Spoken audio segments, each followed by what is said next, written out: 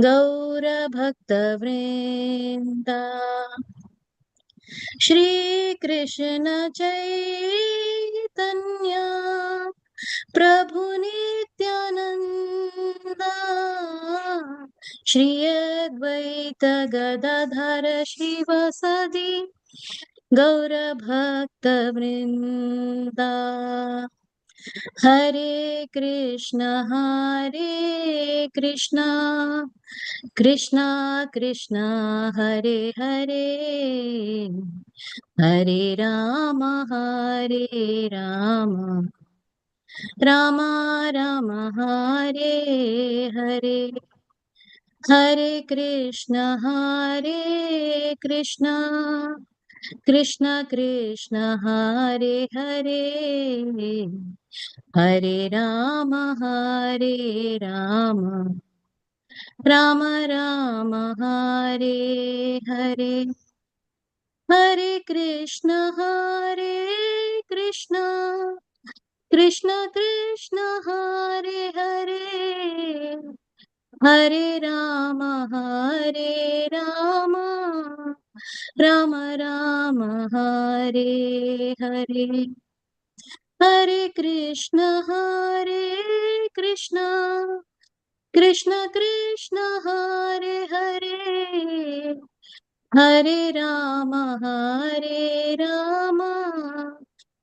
राम राम हरे हरे हरे कृष्ण कृष्ण कृष्ण हरे हरे हरे राम राम हरे हरे हरे कृष्ण कृष्ण कृष्ण हरे हरे हरे राम राम राम हरे हरे हरे कृष्ण कृष्ण कृष्ण हरे हरे हरे राम राम हरे हरे हरे कृष्ण कृष्ण कृष्ण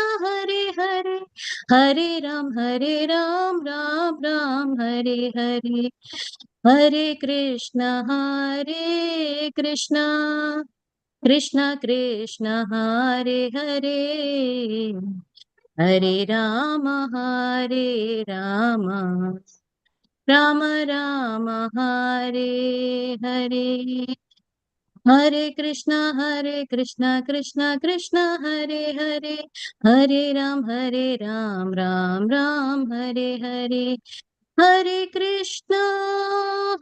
कृष्ण कृष्ण कृष्ण हरे हरे हरे राम राम राम हरे हरे जय राधा गोविंद जय राधा गोविंद जय राधा गोविंद जय राधा गोविंद जय राधा माधव राधे जय पंचतत्वा जय पंचतत्वा जय पंचतत्वा जय पंचतत्वा जय जय Prabhupada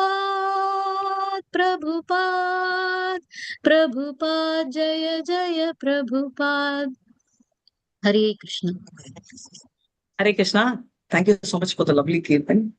So let's start with the prayers. And today's session, I will actually take you all through. And as usual, we will all go through the session together. So let's start. Om Namo Bhagavate Vasudevaya. Om Namo Bhagavate Vasudevaya. Om Namo Bhagavate Vasudevaya. Hare Krishna. Om Ajnanatimura Andasya Jnananjala Chalakaya Chakshurunmilitam Yena Tasmai Shri Guruve Namaha. Shri Chaitanya Manobishtam Sthapitam Yena Bhutale Swayam Rupakada Maya Dadati Swapadatikam He Krishna Karuna Sindhu Dinabandho Jagatpate Gopesha Gopika Kanta Radha Kanta Namastute Tapta Kanchana Gaurani Radhe Vrindavaneshwari Vishabhanu Sute Devi Pranamami Hari Priye Vancha Kalpatarubhyascha Kripa Sindhubhya Evacha Patitanam Pavanebhyo Vaishnavebhyo Namo Namaha Nama Om Vishnu Padaya Krishna Prashtaya Bhutale Srimati Bhakti Vedanta Swaminiti Namini Namaste Saraswati Deve Gauravani Pracharini Nirvishesha Sunyavadi Paschatade Satarine Jai Shri Krishna Chaitanya Prabhu Nityananda, Shri Advaita Gadadara, Srivasadi, Gaura Bhakta Vrinda, all of you. Come on. Hare Krishna, Hare Krishna. Come on, let's. Hare Krishna, Hare Krishna, Krishna Krishna Krishna, Krishna, Hare Hare, Hare Hare, Hare Hare Hare Rama, Hare Rama, Rama, Hare Rama Rama, Rama, Hare Hare, Hare Hare Hare, Hare Krishna, Hare Hare Krishna, Krishna, Krishna Hare Krishna, Krishna, Hare Hare, Hare Hare Hare Hare Rama, Hare Rama, Rama Rama, Rama, Hare Hare. Rama Rama, Hare Hare. Hare Krishna. So a quick recap. Does anyone remember any part of this chapter which we studied so far?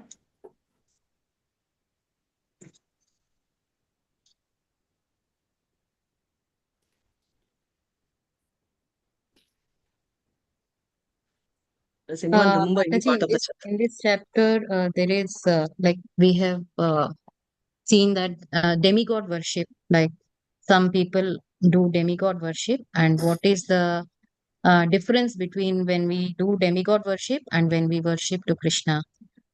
Very What are nice. the yeah? Very nice. Any other points? So which is better? What is concluded? So she said like demigod worship and Krishna worship. Who worships demigod and who worships Krishna? Who should worship Krishna? The less intelligent people and the ones who are seeking material fulfillment, they are the ones who seek blessings from the demigods. And those who are just interested in pure devotional service without any ulterior motive are the ones who seek the blessings of Krishna, worship him at his lotus feet. So very nice. So less intelligent and those who need materialistic satisfaction and materialistic comforts seek other demigods. Not required, but what should you do if you still have materialistic wish? And how can you worship Krishna in that case? When someone has like materialistic material desires, then they can still worship Krishna. What happens is when you worship to Krishna, like he gives Lord is not bound to give any karma phala to the worshipper. So Lord gives benediction so that we get the higher taste. For example, when a child wants like eats dirt, then the parent gives them sweets to give them the higher taste so that they don't eat dirt. So similarly, like Krishna also makes us like not want the material things anymore. The desires are reduced. Very beautiful. But suppose somebody like me who needs material desire, right? If you say that, I'll get scared. Oh my God, then will my desire not be fulfilled? uh, yeah, material desires are fulfilled in the way that our lower desires are like reduced, and then we get a higher taste. Very good. So Very beautifully explained. Yes. So basically, worshipping demigod are for less intelligent people. And obviously, the material desires, people are all craving for that. So therefore, they will need those desires and they go to various demigods. And that there are 33,000 crore demigods. So it's impossible to go and keep track. Forget about 33 crore demigods. Even the devatas who are listed in Bhagavatam, I don't think it's going to be easy for us to keep track. So therefore, it is very important that we don't break our head and focus on this. So the best thing we should do is, irrespective of whatever is your wish, we can just stick to praying Krishna. Because that's the simplest of all. Because Krishna will, as she said, give a higher taste. Now, is the material desire satisfied? Yes, right. But then our desires for craving for those material things also get satisfied. When I say get satisfied, it means that craving is a feeling which doesn't end. We keep on craving, right? Irrespective of whatever we get. So ultimately, the craving for material desire gets satisfied means that at a point in time, even if he gives, I don't want. Classic example is wherein, give me an example where, uh, somebody had this material desire. Guru Maharaj. Very nice. Dhruva Maharaj, right? So Chaturvida bhajante mam jana sukridino juna artha jignashu arthati jnanisha bharatarijava. So very clearly, 4 types of devotees or pious men, to be more precise, come, right? Now, one more question. So by doing devotional service, how do we get bhakti in the first place? When I say bhakti, it means love for Krishna. How do we get or love for Krishna, liking for Krishna, at least the thought of Krishna, when does it first come to us and how?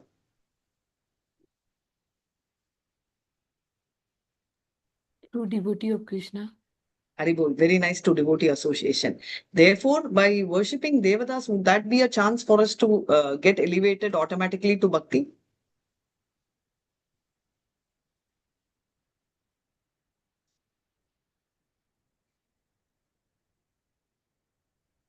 Hearing. Sorry, Prabhu, I can't hear. Or maybe I'll modify the question. Devotee association. So, what if I don't have devotee circle? Most of us, when we started off, we never had a devotee circle, right? So, what happens to us? And most of us have been worshippers of Devatas. In which case, what happened to us? By hearing scriptures and about the God But I won't or even hear Krishna. the scriptures. Very nice. Shravanam is one starting point. But then I may not even hear. How do I get a chance to hear that scriptures? You're close. Yes, by hearing, I have Krishna, the Lord of the heart, brings the change of the heart. But then how? Mataji, by Agyata Sukruti, like somehow like we serve a devotee and then we get Very that. nice. Haribol. By Agnyata Sukruti. And how do we get Agnyata Sukruti? Somehow we serve a devotee. I'm going in the road and invariably a devotee will be asking, okay, how do I go to the temple? Right? I may not even bother to see if he's a devotee or not. I will just tell, go straight. According to me, I may not even remember what it is. And did I even tell? It's just like one of the 10 routes I would probably land up telling the person. I may even tell, sorry, I don't know the route. Right? Now, the point in spirituality is any attempt made is also considered as success. So Krishna immediately will think, oh, okay, this Rasarangni Radhika Devi Dasi, oh wow, she is helping the devotee to come to me. And immediately what happens is, irrespective of whatever Devata, whomever I've been worshipping, there is a complete shift into that mood, into this. So the only thing is, this is one thing. Second thing is, people always say, Yanti Deva Vrata Devan, Pritri Yantri Vritra Vata hai. Bhutani yanti bhutejno yanti madhyajinopi mam. Normally, people say, not people as in not devotees, I'm talking about general public, say, whomever you pray what ma, ultimately we will all go there. Does that happen? Does that happen? Yes or no?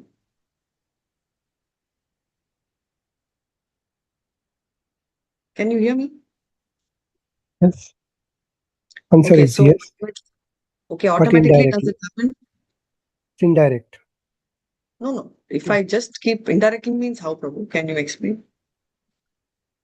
Given Bhagavad Gita, you read about it. The chapter 7, I think, chapter 6, where he mentions that whoever is praying to the devatas, they are praying to me, but indirectly and foolishly. So basically, they're indirectly worshipping me. That is a nice point. But will I automatically become a devotee? Again, indirectly, because if you are devoted to one devata, then ultimately you are devoted there. But again, it is indirect, so it is inefficient. Okay. It's inefficient. So the answer is yes, but also no. Right? So by being devoted to any devata, as Prabhu said, actually the chance of meeting a devotee may possibly coincidentally increase because you are in devotee association. Invariably, we may land up in meeting one of the Vaishnavite, and it might increase for us, which is more by luck or agnyata. Because at least compared to a non-devotee who does not even read Veda, we may be marginally better that we are still pious, right? Because a non-pious materialist thinks I am the doer. At least the materialist is humble enough to go and approach a demigod. But the problem is by praying him, as I said, Yanti Deva Vrata Deva, Pritri Yantri Pritri Vrata, Bhutani Yanchi Bhutejno, Yanti Mat Yajino Pimam. Whomever you pray is where you will reap. Today is Mari Amavasa, right? Which means it's one of the big Amavasya. So what is that? People all do Pitru Puja. Whoever has missed out on the previous days, they will do. So what is actually Pitru? So people, why do they do Pitru Puja? They pray, Pitra means ancestors, to the ancestors, hoping and wishing that, oh Lord, can you please take care of my generation? So the dynasty to be nice. So if we are only praying the Lord, I'm talking about not once in a way praying on a Shraddha day, I'm not telling that. But if you're regularly only into doing Pitra Puja, what happens to us? Eventually, what will happen is our destination will be Pitraloka. Because if we buy a Calcutta ticket, you don't go to Delhi.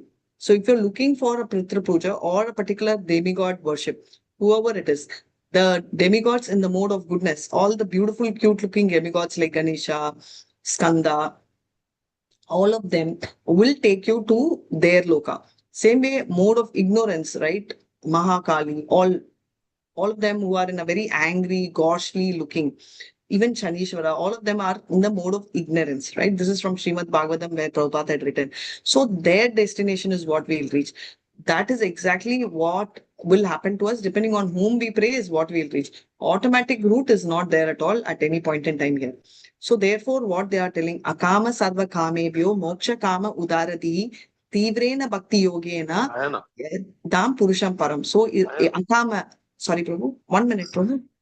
Akama means without any wish, right? Without any wish, as in Akama means very clearly, Kama means wish, desire. Akama means without any wish, actually means what? Akama means serving the devotee alone is called pure devotional service, PDS definition, right? And that is pure devotional service definition. And what happens in second thing, if you're a pure devotee, that even you will not wish for what's called moksha. We have 5 kind of moksha, 4 plus 1. Even that they will not wish. That is what highest. Because you're talking about high wishes. What about normal wishes? Means no.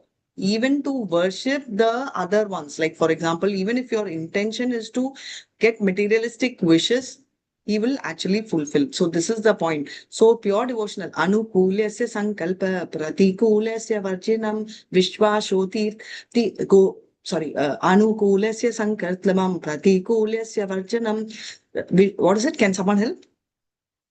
Gopitva triti varnanam sadvidya sharanam gati. Out of that, 6 of that, right? Anukulasya sankalpa pratikulasya varjanam. And you have so much of trust in the Lord that no matter what, Krishna will not give me up. And that kind of trust are the 6 things, and complete sharanam, that is complete surrender, are the 6 things which will take you to the Lord, right? So that is what you need to go, and that will actually tell you in how you can proceed further on the devotee. Same way, if you're talking about any other devotion, 4 other things, people who are a devotee, they don't want, right? Salokya samipya shasti sarupya ekatvam apyuta diyamanana grintanti Bina mat sevanam janaha means people. Mat sevanam. If I'm not having the devotee, that is seva for the Lord, I don't want any of these 4 plus 1, which is ekatva means sayujya, merging with the Lord. But even if your wish is to merge with the Lord, you will automatically have to go back to Krishna, because he, as she said, will create, will delete all your karma palan, focus, take you to a higher taste. Hare Krishna. Sorry, Prabhu. Yeah, please go ahead. You had a doubt.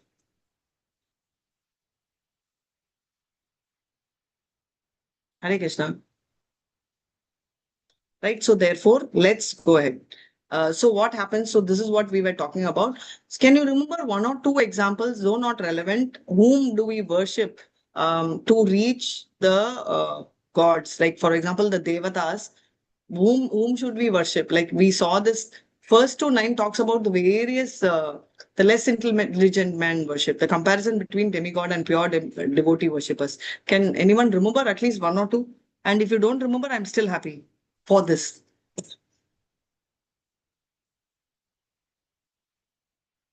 Can you repeat the question? Mataji, for power, it is Agni. Yeah, any demigod worshippers, which are the respective demigods you might probably remember to reach for that particular aspect. Thank you, Mataji. For power, it's Agni. Yes. Stop.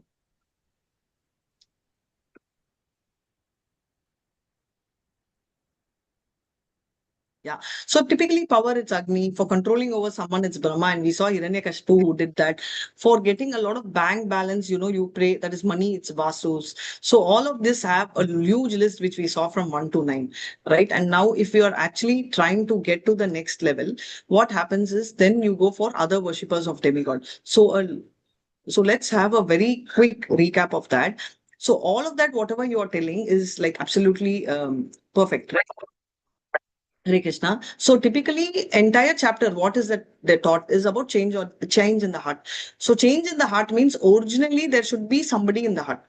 Okay. Originally, we all know Krishna is in the heart. So in the second canto, second chapter, we saw the Lord in the heart, who is Paramatma, who is Krishna, the four-handed worship.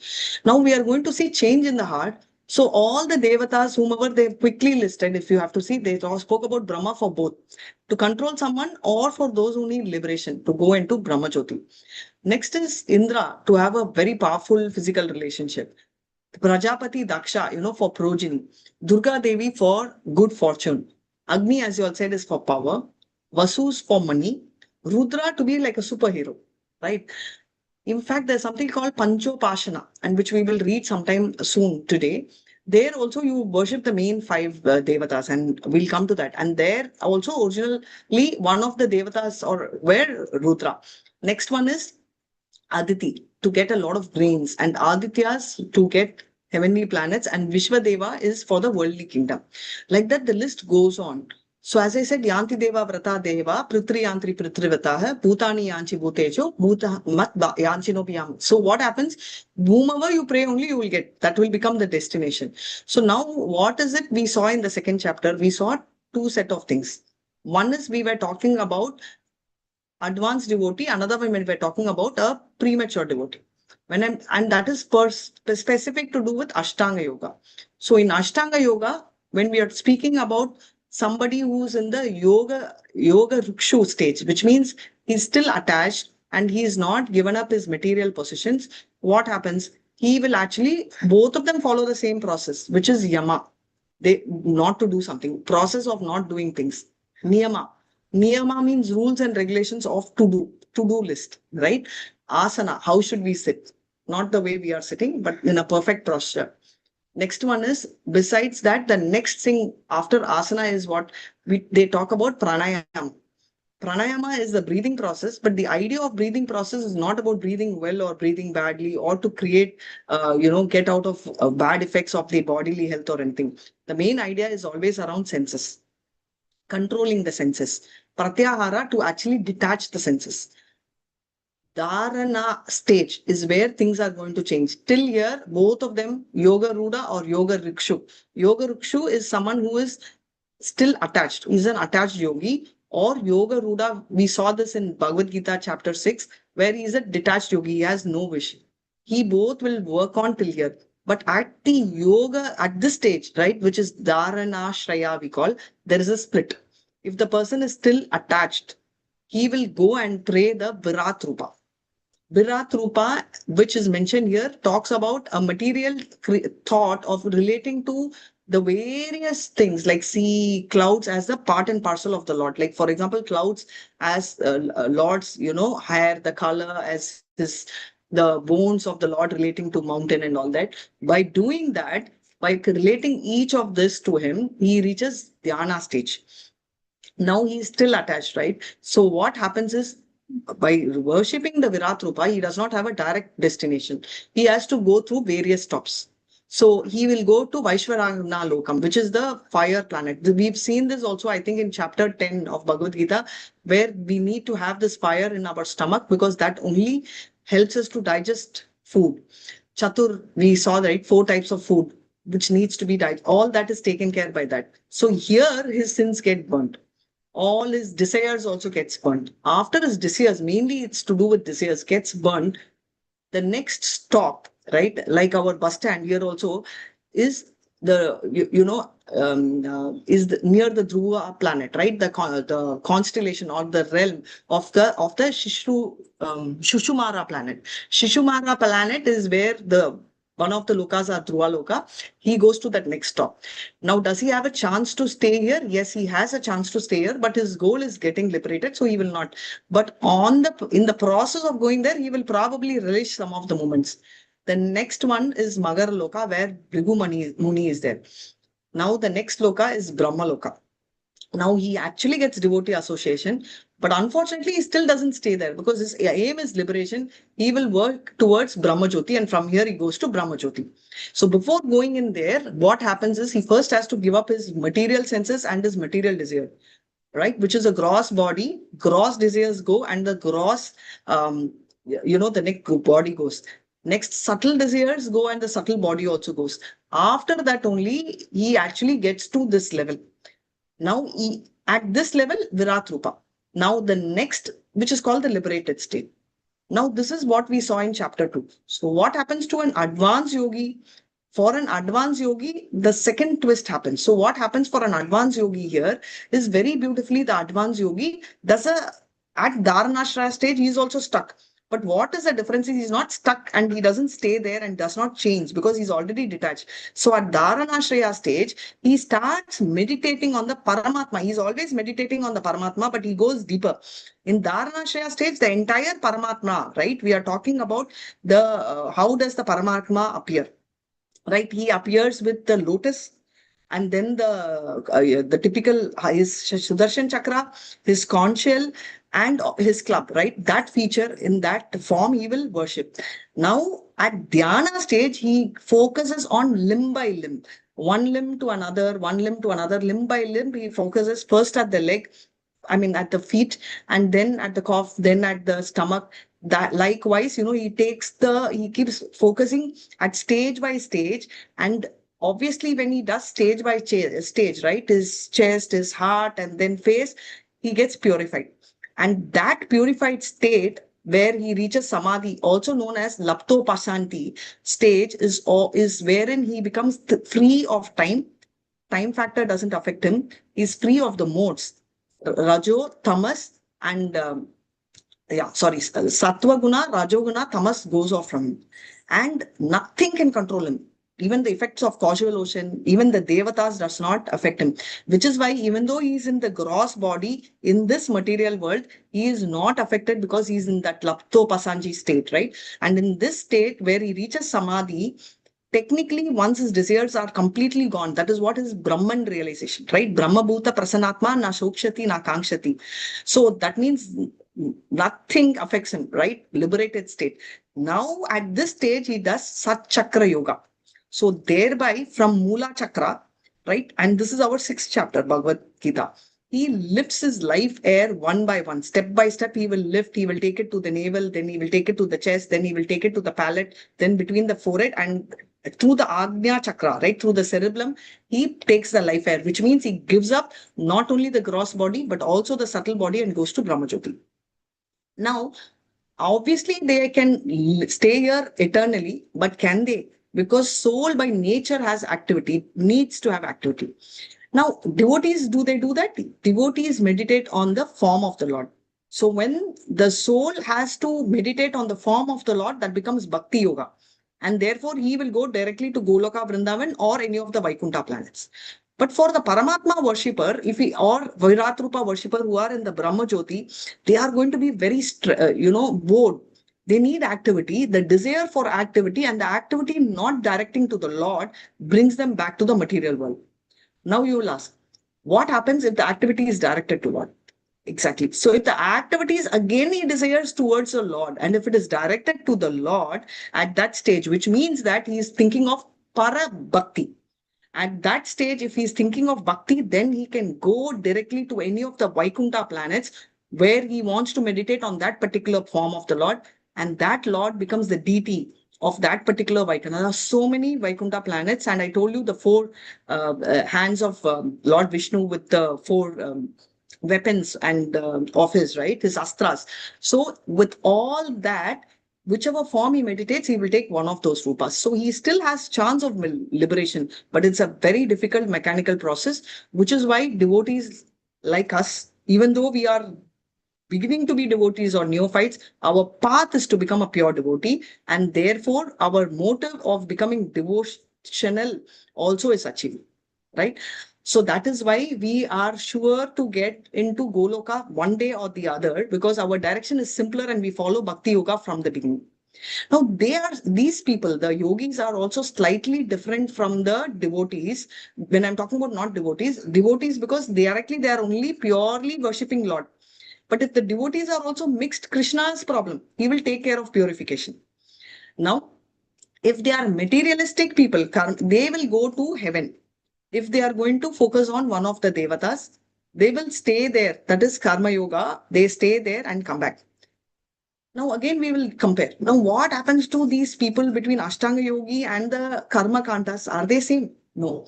Karma Kandas have a not Kandas don't have scope, but Karma Yogis have a limited time period, expiry date. Whereas the Ashtanga Yoga yogis who go through the loka of the heaven can stay there for a long time because they carry the japa, tapa, all their powers with them, right? So they can stay there endlessly, but their motive is not to stay there. So they will focus on Brahmajyoti. It's like all of us, right? When we want to go to Mangaluru by train, in between we'll try and buy one earring, buy one ice cream, eat one bite. All of this happens. So this kind of a process is actually taking place. So which is why Sukadev Goswami in chapter 2, Canto 2, clearly says Bhakti Yoga is the simplest, and by doing sadhana, right, you will be able to achieve bhakti. And of the sadhana, which are the 9 processes, Shravanam, Kirtanam, Vishnu Smana, all of them, the best and the easiest way is Shravanam, by listening, hearing, most powerful senses. By seeing that, what happened? We had a lot of benefit. We saw Parikshit Maharaj. Not only Parikshit Maharaj, but also Gokarna, and if you see, Dundubuyi also got liberated, because Parikshit, you will tell, is an exalted devotee. What about Dundubuyi, Padma Purana story, where he's such a bad guy, but in 7 days he also gets liberated. So these stories happen. When I have time, I'm sure all of you all already know. But if you all don't know, maybe at the end we can talk about that story. But end of the day, this is what is a path. So conclusion is to finally pray, follow only Bhakti Yoga. Either you are a born devotee, if not, do sadhana and achieve. This is where we stopped in chapter 2. Hare Krishna. Now, with this, and why I spoke this is because I think many of them had pinged that they had a little bit of doubts on this path. So I thought I will quickly reiterate. And now we will move to the third chapter. In the third chapter of Canto 2, Hare Krishna, so we talk about something called the path. We saw Virat Rupa, as well as we saw Paramatma. Now, in between, we left the Devata worshippers. What happens to them? And that is exactly what we were speaking about. So any path does not take us to the final destination. Devotee association, that too, Bhagavata Seva. By doing Seva to the Lord, that is the only way we will be able to achieve Bhakti. That is the path which is taught here very clearly. And typically, as I said, 33 crore devatas, it is just not possible for anyone to keep track. Forget about worshipping. So here in Canto 2, chapter 3, we are talking about the essence of Bhakti Yoga again will come. But what happens is the entire demigod worships, right? Whom you worship, how you achieve, and how you will be able to realize will be spoken from 1 to 9. So will that stop? No, it doesn't stop, because Prabhu, in fact, little bit he covered beyond the various lords and all of them. In fact, Earth, Bhumi Devi also, they worship for strong body, and for beauty like Gandharva. For a lovely wife, we pay Apsaras and Urvashi, and Varuna for good bank balance. Lord Shiva is not only for strength, but also for, very good learning, right? So these kind of things will be prayed. So irrespective of whatever, we will only focus on Krishna, which is Akama Sarva Kamova, Moksha Kama Udarati, Tivrena Bhakti Yogena, Yajata Purusham Param. Why I'm repeating this is a very important shloka. So even Moksha Kama, you achieve, right? You go there. Now I told people have a chance, both of them have a chance to go to Brahmaloka, whether you are a Viratrupa or a Paramatma worshipper, right? Because at this stage, they both are almost equal, because they have given up on their desires. When they go to Brahma Jyoti, they still can do Para Bhakti. That means only if there is devotion, only little bit of devotion is there, only then they'll be able to achieve this also. But if they have complete devotion, then they will be able to go to the Vaikuntha planets. So ultimately, the simplest way we do is to just follow the Lord of our heart as it is said in 2nd chapter, not just by understanding Paramatma or the Virat Rupa, which is the material thing, we will focus on the personal feature of the Lord. Sat, Chit, Ananda. Ananda is complete bliss, and that is when we'll have satisfaction. That is why serving the Lord makes us feel extremely happy, and we'll be able to reach the highest point, right? Now, we also will, we saw in 11th and 12th how devotee association will get this. So even for a jnani and demigod, as I said, by constantly doing indirectly, we will get no. We need to have devotee association. Directly or indirectly, it doesn't matter.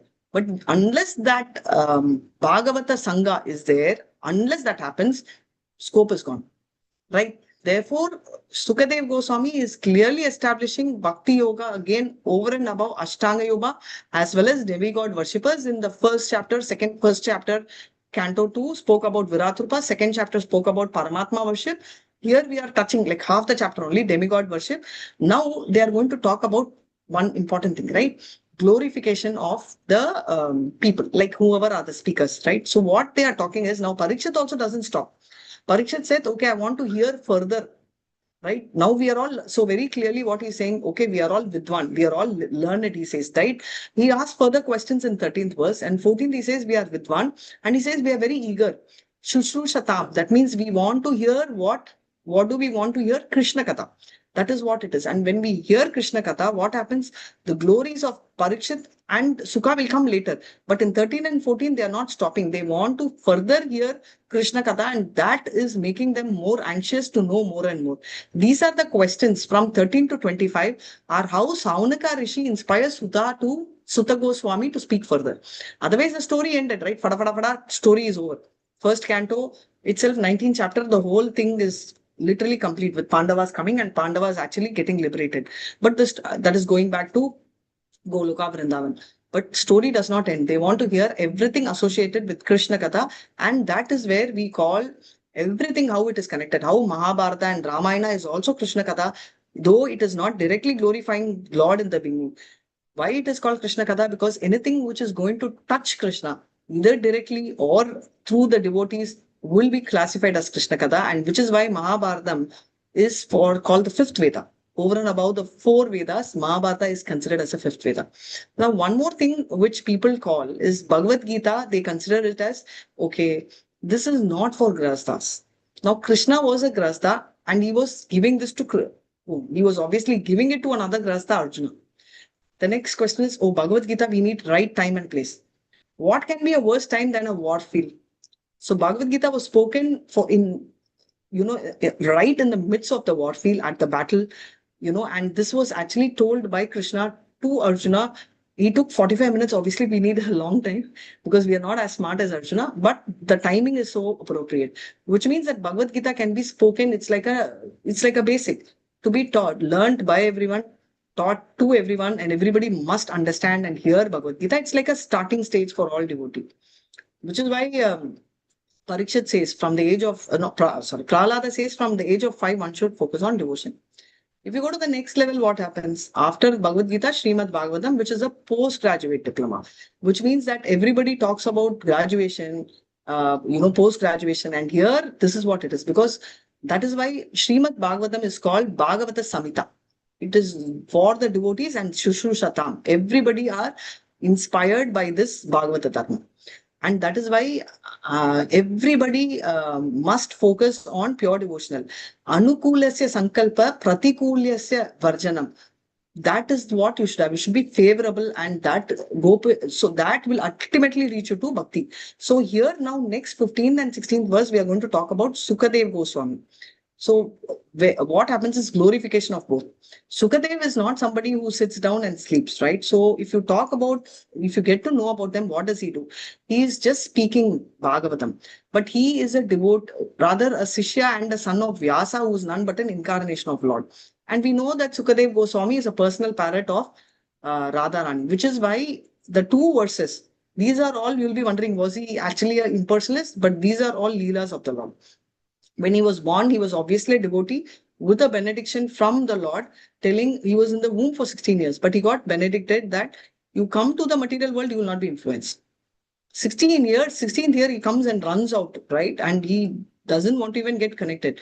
But just how does the Vyasa get him back by 2 shlokas? Aho bakiyam stanakala kutam jigvam sayapadya yadada sadvi labegatanta shivuchitanta tonyam kamba dayanum sharanam rajema. The beauty of Lord in third canto, this will come. Simplicity of Lord of accepting Putana, who is a poison giver, equal to Nani, Stanam of the mother he took. He is wondering, who's this? The next one is Parrapitam Natavara Karneyo Karnikaram Vibret Vasat Kanika Kapilam Vaijayantim Chamalam Randran Venur Adarasura Purayan Gopa Vrinde Vrindaramyam Swapada Kamala Pavishat Kirta Kirti. Wherein what? Wow, this is like handsome Parrapitam, such a handsome guy. Who can it be? Why am I highlighting this? Is for somebody who believed in not the personal feature. I won't say he never trusted, but he preferred the impersonal feature. He was a Brahmavadi. So with that also, these 2 slokas attracted him, which means Bhagavatam has the quality of attracting anybody. That is the beauty of Bhagavatam, right? So he is so infatuated, attracted, because these are Atma Ramas. That means nothing, they are in such a liberated platform. We saw Lapto Pasanti. There is nothing which can attract them. But still, Atma Rama Samuneyo Nirgrante api urkrame kurvantahe tukim bhaktim itam bhuto guno hari.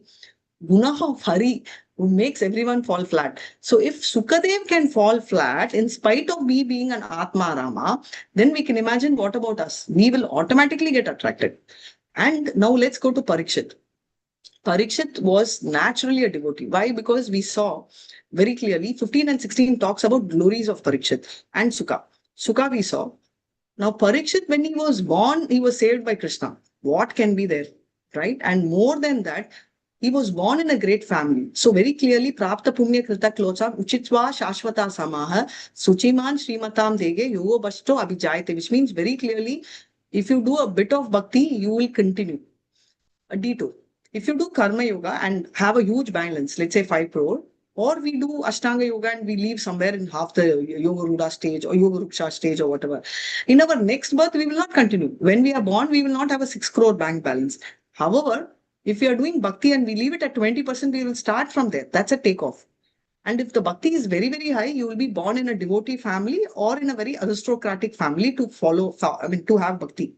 Invariably, we are all very blessed, which is why we have a chance of either being born partly in transcendental family or in a comfortable family. And that is why we are able to sit here rather than working, doing hard work and making money. We have able to dedicate ourselves to bhakti.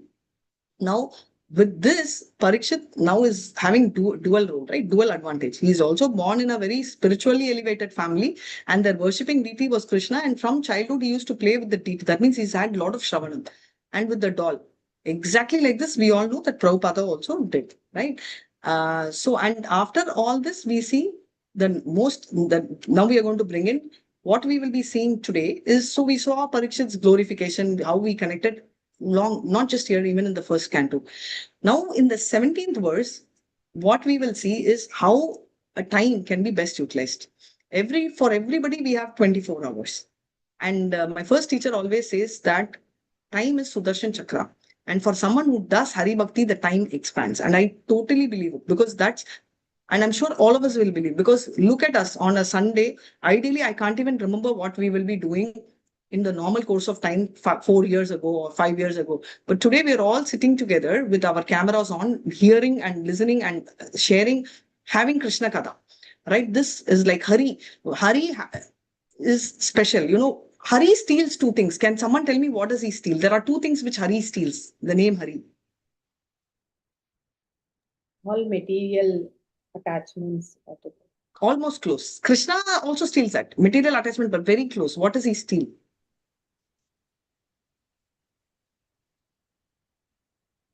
Any guesses? Hari steals dash. If I said that, huh? Hearts, Mataji? Hearts, very nice. That's one answer. Hari steals heart. The other one which he steals, we don't want. That also he steals. What is that? One more clue, Edwin. Heart we need, he steals. Something which we don't want also he steals. Anarthas? Almost sins. Perfect. So he steals our sins also. Very nice. And he gives something. What does he give? Just stealing is not Krishna's habit. He will always give. Bakthi. Benedictions. Heart. He gives back heart, love, prema, Krishna prema he gives. That's what we need, right? So this is what we are going to see in 17th verse. 18th verse, we are going to see quickly, everybody lives. What's a big deal, right? So we see animals living good. What's the difference between us and the animals? We see trees living for years and years. So what is that? What is the greatness of that? Also in the 19th verse, we are going to see animalistic men. We have I know in Telugu, there's a word, we'll tell this guy is like Pasu. Pasu actually in Tamil means cow, but in Telugu means animal. So he's animalistic. So in the 19th verse, we're going to talk about only animalistic men, right? And what are the 4 categories of animalistic? See, Srila Prabhupada categorizes even that. And now limbs of, not the Lord, limb by limb description of animalistic person. He's going to tell we have various limbs, right? So how can these limbs be compared to? Just a quick example is like ear hole. He's comparing it with that of a snake, and he's going to tell what is it. It's useless for the snake. Same way the tongue of a frog. What is it? So how can that be better if by the snake, if it is going to, listen to Krishna Katha, it becomes good. Supreme Personality of God, it makes it better. Not better, makes it best. Otherwise, your ears are useless like the holes of a snake. Same way, tongue for a frog is constantly croaking and invites trouble. So is ours, which is true because we will be bitching, and we'll see more about it in the verse 20. Same way, our upper body, right? Even though it can be crowned, people, we wear now caps, but those days all kirit and all is a heavy burden if we are not going to bend to the Lord. And our hands wearing the bangles is like decoration on the dead body, which we would have seen in Isha Upanishad as well. The eyes are like the plumes of the peacock. The peacock has a very beautiful, on its feather, it has a very beautiful eye, but it can't see, right? So these are the things. And the legs are useless like the tree trunk, which can't do if we can't go to holy places. And overall, the person is a dead body. Why? Because he is useless, right? If he does not get wind, he becomes a dead body. If he does not get pure devotees dust on his head, or if he does not get the aroma from lotus feet of the Lord, of Tulasi for himself, then he is as good as a dead body. And heart, unfortunately, is a steel framed heart, and we should be moving from there ahead favorably, where if we do not change after hearing the holy name. So therefore, the only solution and conclusion for all of us is to get Krishna Prema, which can happen only through Krishna Katha. So that becomes the most important part. And I thought I'll quickly summarize this, which clearly tells us the only answer, the only solution, irrespective of wherever we are, is Krishna Katha. So that again, I would like to repeat that nothing can solve. So only thing is we should favorably think of Krishna. For that, we should hear Krishna Katha. Hare Krishna. So I just thought I'll summarize both and give the connect, and now we can start off with the verses. Is that okay? So Usha Mataji will start the verse 17, and Mataji, we completed till 17. Prabhu completed till 17, right? No, we still 16. So we will start with 17th verse. Whoever wants to read, please start off. Hare Krishna.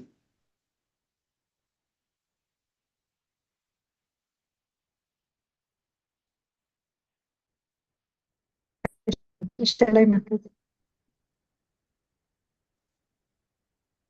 Hare Krishna. Yeah. Hare Krishna. Ayurharati Vaipumsam. Ayurharati Vaipumsam. Udyanastam Jayannasau. Udyanastam Jayannasho. Tasyarte Yatshano Nita. Tasyarte Yatshano Nita. Uttama Shloka Vartaya. Uttama Shloka Vartaya. Translation and purport by His Divine Grace, A.C. Bhaktivedanta Swami Prabhupada, Srila Prabhupada Ki Jai. Both by rising and by setting, the sun decreases the duration of life of everyone, except one who utilizes the time by discussing topics of the all good personality of Godhead. purport. This verse indirectly confirms the greater importance of utilizing the human form of life to realize our lost relationship with the Supreme Personality of Supreme Lord by acceleration of devotional service. Time and tide wait for no man. So the time indicated by the sunrise and the sunset will be uselessly wasted if such time is not properly utilized for realizing identification of spiritual values. Even a fraction of the duration of life wasted cannot be compensated by any amount of gold. Human life is simply awarded to a living entity, Jiva, so that he can realize his spiritual identity and his permanent source of happiness. Sorry. A living being, especially the human being, is seeking happiness because happiness is the natural situation of the living entity. But he is vainly seeking happiness in the material atmosphere. A living being is constitutionally a spiritual spark of the complete whole, and his happiness can be perfectly perceived in spiritual activities. The Lord is the complete spirit whole, and his name, form, quality, pastimes, entourage, and personality are all identical with him. Once a person comes into contact with any one of the above mentioned energies of the Lord through the proper channel of devotional service, the door to the perfection is immediately opened. In the Bhagavad Gita 2.40, the Lord has explained such contact in the following words: endeavors in devotional service are never baffled, nor is there failure. A slight beginning of such activities is sufficient even to deliver a person from the great ocean of material fears. As a highly potent drug injected intravenously acts at once on the whole body, the transcendental topics of the Lord injected through the ear of the pure devotee of the Lord can act very efficiently. Oral realization of the transcendental messages implies total realization, just as fructification of one part of a tree implies fructification of all other parts. This realization for a moment in the association of pure devotees like Shukadeva Goswami prepares one's complete life for eternity. And thus the sun fails to rob the pure devotee of his duration of life. Inasmuch as he is constantly busy in the devotional service of the Lord, purifying his existence. Death is a symptom of the material infection of the eternal living being. Only due to material infection is the eternal living entity subjected to the law of birth, death, old age, and disease. Shall I continue, Mataji? Yeah, please complete, ma'am. The materialistic way of pious activities like charity is recommended in the Smriti Shastras as quoted by Srila Vishwanatha Chakravarti Thakura. Money given in charity to a suitable person is guaranteed bank balance in the next life. Such charity is recommended to be given to a Brahmana. If the money is given in charity to a non-Brahmana without Brahminical qualification, the money is returned in the next life in the same proportion. If it is given in charity to a half-educated Brahmana, even then the money is returned double. If the money is given in charity to a learned and fully qualified Brahmana, the money is returned 100 and 1,000 times. And if the money is given to a Veda Paranga, one who has factually realized the path of the Vedas, it is returned by unlimited multiplication. The ultimate end of the Vedic knowledge is realization of the personality of Godhead, Lord Krishna, as stated in Bhagavad Gita, Vedaischa sarver aham eva vedyaha. There is a guarantee of money. Money is being returned if given in charity, regardless of the proportion. Similarly, a moment passed in the association of a pure devotee by hearing and chanting the transcendental messages of the Lord is a perfect guarantee for eternal life, for returning home back to Godhead. Madhama gatva punarjanma na vidyate. In other words, a devotee of the Lord is guaranteed eternal life. A devotee's old age or disease in the present life is but an impetus to such guaranteed eternal life. Hare Krishna, Srila Prabhupada ki jai. Hare Krishna. Thank you, Mataji. Hare Krishna. Thank you so much. Very well read. Very important points are in this particular verse. So I would request each one of you to read this, because I have a feeling of two things. One is when I read this verse in our Bhakti Vriksha group, and I just noticed each of them, this particular verse influenced or I would say consoled or had an impact to their degree of how they could relate to this particular verse, right? So that way I'm also confident. This week I'm very happy when I'm taking this class, because you'll be wondering why you're happy, Mataji. You keep coming now and then. Obviously, Pran Chaitanya Prabhu actually told me, had messaged me, I think at 5 minutes to 9. Usually, when he tells me, I'm very happy, I'm also very tensed. Tensed because I'll think that so many work to be done and I don't know the verse. I'm not prepared. I'm not read it ahead. But I can never say no. So I always tell yes with the confidence that end of the day, it is us, right? On the other side also, even if I make a mistake, you are going to tell, okay, Mataji, please, we will all read together because this is a joint journey, right? But today I was more happy because we've already read this in Bakthi Vriksha, and thanks to the Bhakti Vriksha team and Priyadarshini Mataji also for leading it on one side for us, because it's very easy for me today to take the class because we actually read this verse. We completed, so I'm confident of it, and I also am able to share the realization to you. Why I'm bringing this out is it's very important that we read not by ourselves, but in team. We have Dr. Prakash Parekh doing great job, and Lalita Mataji also running Bhakti Vriksha. Is there anybody else running? If I missed out the name, I'm sorry, but this is the names whom I interact with. So they are doing a great job. And my request to each one of you all is there are different time slots. If that particular time slot does not suit, take a time slot of your convenience, but be regular. Because this one, if we read now, and there's a huge difference between classroom reading, Bhakti Vriksha reading, and self-reading. Do you all agree? No? Yes, Mataji, definitely. Thank you so much, Usha Mataji. Yeah. And Usha Mataji will totally agree, because I think once Usha Mataji and I we were like a small group. I'm talking about like probably 3 years back. We used to read small books, Mataji. Usha Mataji, what we were Yes, reading? yes. Small books, And we right? started with Bhagavatam also, Mataji. We started with Bhagavatam as well. So the point is, we used to like really enjoy reading. And though I won't use the word reading, I would use the word hearing, because I don't think in any of the classes I read. I don't contribute at all in reading. But though I'm a zero contributor, all of them welcome me because they consider me as a good listener. So why I'm telling is, even by listening, right? And even in this verse, I did not read, but I was just listening. Shravanam is so important, because with that Shravanam, how much I'm able to produce today is not what I'm telling, but at least it gives me the confidence to talk. And the points which I will tell you what registered for us is very clearly: time and trade waits for none. So that's a normal point, which even in management we talk. And every one of us have only 24 hours, but you will come across people telling, you just ask anyone. Especially if you're talking about someone who says, I have a lot of devotion. Do you do chanting? Where, Mataji? No time only. Standard dialogue. And I still remember one of the sessions, right? And I would like to share this experience with the permission of Dharneshri ma'am. Dharneshri ma'am, I hope you don't mind. I'm just pulling your name out here.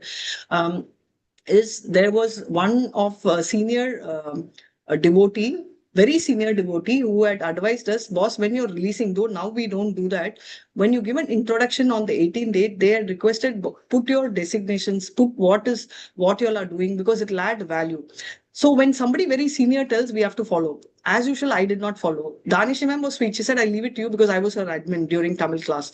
Okay. And I still remember, and I don't know why, but I was telling that twice this person was insisting, please put that, at least one time you tell them.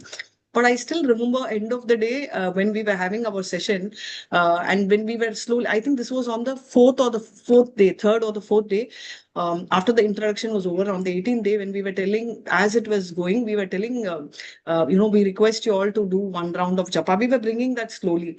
The first thing they told, I think not everybody, many of them bought in. There was one person who actually looked at us and told, Mataji, you can do because you people are jobless, you all don't have any work, and so you can afford to do. Why I'm sharing this here is because that's the mindset. So people feel Bhakti is for people who are jobless or who have problems, right? So I noticed this issue with a lot of us also. I'm sure many of them will ask. So whenever they ask, you're married? I say, yeah, I have a daughter. They said, happy? I said, yeah, right. Yeah, we are, everybody's fine. Your daughter's fine? Yeah, it's fine. Then why you are in Bhakti? I will be shocked. Why you are in the hospital, you can ask. Why are you in the hospital if you're fine, right? Why are you in Bhakti? Because that means they relate Bhakti, that's my take home, like Bhakti to be by two category of people. Either you have problems, no doubt. Artha, Arthati, Jignashu, Jnani are the ones who come. But all I'm telling you is this is Dukalaya Shashwatam. Each of us will have a problem. But it's not that somebody comes to Bhakti only because we have a problem, right? That is one. Second, or when we are jobless. So why I'm saying is after that learning, we also understood that I still remember her call after the class and she said, I think we should listen, you should listen, and we will follow the instruction of the senior devotee and get that one line, one pager. And we got this PDF done, which we present in the class, very clearly telling our designations and also our work schedule, right? So in fact, both of us were working and both of us were educated. But the thought flow which comes is, okay, this is second standard fail and they are jobless at home, or they are either thrown out of the house by their parents, or the children have abandoned them. They have no money and no place to go, and therefore they've come to Krishna. So this is also there. I'm not denying it, right? But end of the day, and I repeat it again, anukulasya sankalpa pratikulyasya varjanam rakshya tirti vishwashvam gopitva varanam tata. Atmanipena Atmanikshepa Karpanyam Sadvidya Sharanagati means what? Not necessarily, okay, it can be both ways. Either someone throws you out or you are thrown out or you love. Irrespective of that, you have to have the confidence. How many of them who are thrown out in the road believe Lord will worship, which Lord will save?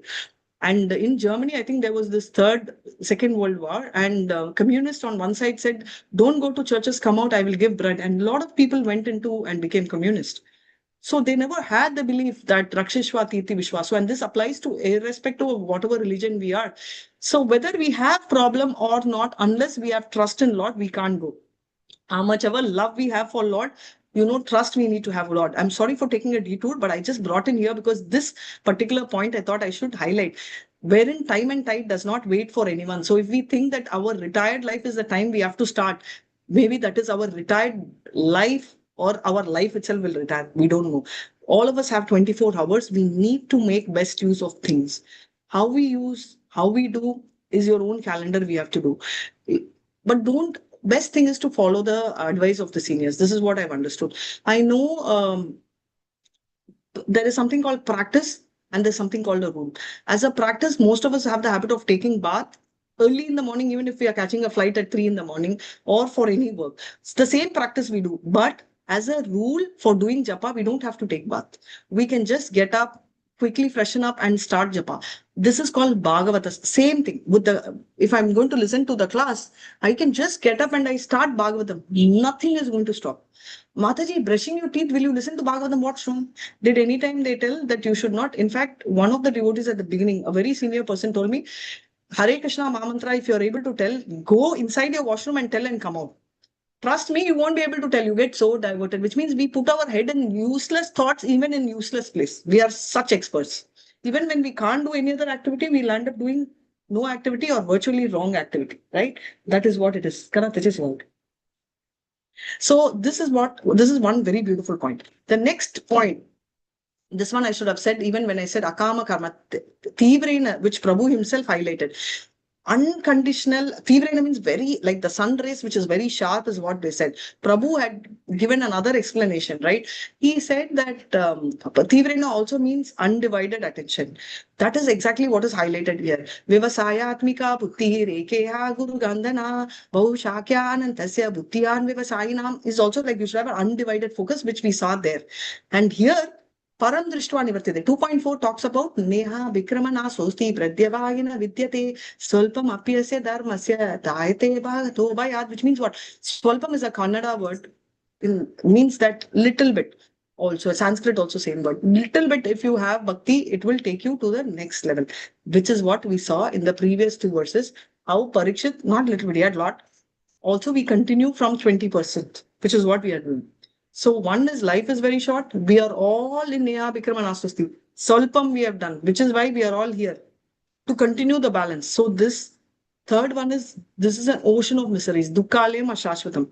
All these 3 points applies to everybody, right? And the point which we need to do is, as I said, materialistic people, 2 category. I am self-made man. I don't know what is the concept of self-made, but I've heard this term. How can one be self-made? But pious people go to the various lords and follow the Devata worship, which we saw, which is there in Smriti Shastra as well. So now they are talking about charity. So these are the categorization of people, but charity, when we are talking about, we saw charity to be given to the right person, right place, right timing. So if you're giving it to a Brahmana, zero means non-Brahmana. I kept like that for my understanding. Zero Brahmana, that is non-Brahmana. What happens? Even then it's okay. Your charity comes in the same proportion. If you give to half a Brahmana, your charity doubles. If you give to a Brahmana, your charity is 100 and 1,000 times. Right? Your money comes back to you in your next life. Now, if you give to a Vaishya, basically someone who knows Veda, we are talking about the proper understanding of Vedas in the 15.15 Sri Bhagavad Gita. What is it? Sarvas. Anybody tell me, what is the 15.15 shloka?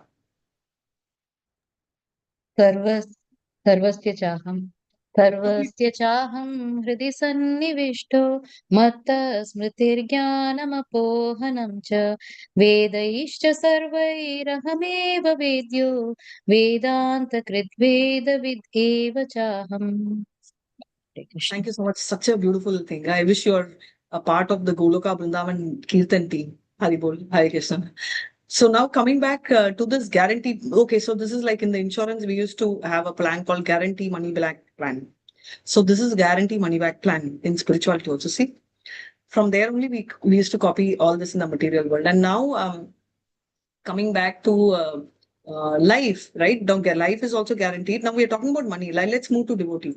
Now, if we are having association of a pure devotee by just Shravanam and Kirtanam, hearing and talking about the names of the Lord, we will reach his abode. No coming back at all. So that is the beauty of the Lord, right? He takes us there. In other words, money returning is guaranteed. We don't need money now. So for us, our place is also guaranteed. One more point is the last line of this puppet. Can someone read the last line of the puppet? In other words, a devotee of the Lord is guaranteed eternal life. A devotee's old age or disease in the present life is but an impetus to such guaranteed eternal life. Hare Krishna. This is a super realization when we were going through in the Bakthi Vaibhav session. We understood is sometimes we all suffer through extreme sickness, especially old age people go through a lot of trauma, sometimes very, very sick, serious ailments. When we see Jaya Paduka Swami Guru Maharaj, we come to know, okay, first is he is very, very much Brahma Bhuta Prasanatma only, because in spite of that, he's in that platform. But but I'm just talking about us, right? When we're talking about us, when we see these people, what we think, Arey is a devotee, but still he has to go through all that. But remember, whenever we see this devotee going through this, we should understand, okay, this person's just like how your bank balance is guaranteed, his Goloka Vrindavan is guaranteed. And this is a very important takeaway. So remember one thing, whenever we suffer, it means that we are going closer to Krishna. Right? Any teacher does not give homework beyond. Today they may, but generally this is what they tell. Guru never teaches a child beyond what she can learn. Father never punishes a child. Generally, I'm telling, beyond a punishment he can take. A mother never chastises a child unless she wants to get him in the right path. Right? Because mom can't even scold a child. So this is what it is. Same way a Lord never pushes someone in a corner unless he knows he can take them back. Every time there is a problem, Krishna personally carries the person. Right? This is something which we should remember. So time and tide does not wait. Second important point is how charity can be of great use. Third is if we are going through a tough time, remember always that this particular, that is Lord, is sort of creating a big suit for all of us in Goloka Vrindavan. Ultimately, how can we do? Not definitely not through Ashtanga Yoga, but simply through Bhakti Yoga, through cheering and chanting. Hare Krishna. We can move to the next. Any questions? Did I make it clear? I see a lot of silence, and today I'm not sleepy, but I'm also worried. Why are you? Because I'm very confident. Are you all also getting what I'm talking, or is? Yes, we are getting. Thank you so much, Hare Krishna. Yes, 18th verse. Shall I read it, right? Taravaha kimna jivanti. Taravaha kimna jivanti.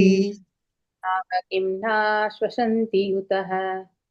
Ashwasantyuta Na kadanti na me hanti.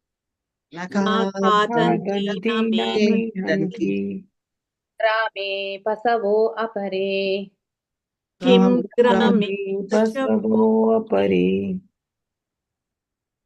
Translation and purport by His Divine Grace A.C. Bhakti Vedanta Swami Prabhupada Ki Jai. Do the trees not live? Do the bellows of the blacksmith not breathe? All around us, do the beasts not eat and discharge semen? Purport. The materialistic man of the modern age will urge that life or part of it is never meant for discussion of theosophical or theological arguments. Life is meant for the maximum duration of existence for eating, drinking, sexual intercourse, making merry, and enjoyable life. The modern man wants to live forever by the advancement of material science, and there are many foolish theories for prolonging life to the maximum duration. But the Srimad Bhagavatam affirms that life is not meant for so called economic development or advancement of materialistic science, for the hedonistic philosophy of eating, mating, drinking, and merrymaking. Life is solely meant for tapasya, for purifying existence, so that one may enter into eternal life just after the end of the human form of life. The materialists want to prolong life as much as possible because they have no information of the next life. They want to get the maximum comforts in this present life because they think conclusively that there is no life after death. This ignorance about the eternity of the living being and the change of covering in the material world has played havoc in the structure of the modern human society. Consequently, there are many problems multiplied by various plans of modernized man. The plans for solving the problems of society have only aggravated the troubles. Even if it is possible to prolong life more than 100 years, advancement of human civilization does not necessarily follow. The Bhagavatam says that certain trees live for hundreds and thousands of years. At Vrindavana, there is a tamarind tree. The place is known as Imilitala, which is said to have existed since the time of Lord Krishna.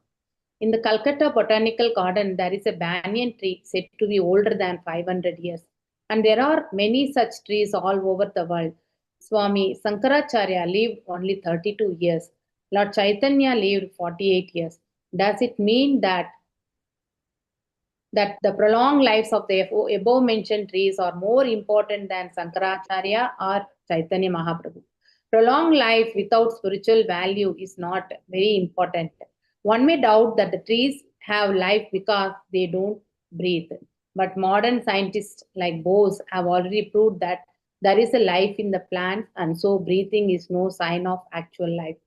The Bhagavatam says that the bellows of the blacksmith breathes very soundly, but that doesn't mean that the bellows has life.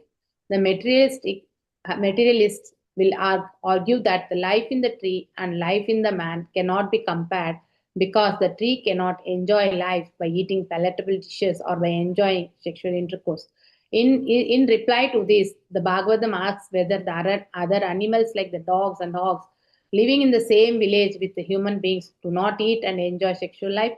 The specific utterance of Srimad Bhagavatam in regard to other animals means the persons who are simply engaged in planning a better type of animal life consisting of eating, breathing, mating are also animals in the shape of human beings. A society of such polished animals cannot benefit suffering humanity, for an animal can easily harm another animal but rarely do good. Thank you. Hare Krishna. Hare Krishna. So what happens is very beautifully read, Mataji. Thank you so much.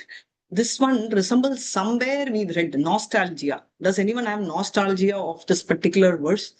Somewhere we've read this, not in your class or not in your BV groups. Long, long ago, few weeks or months or years ago, we've read this kind of a verse. Do you remember?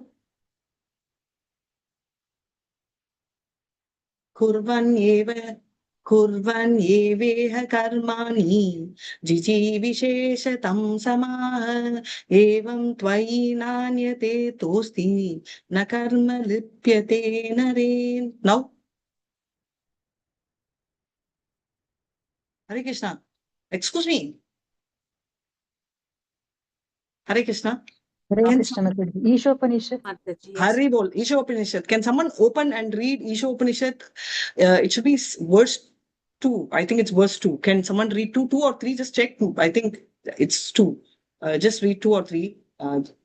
Can someone read the verse 2?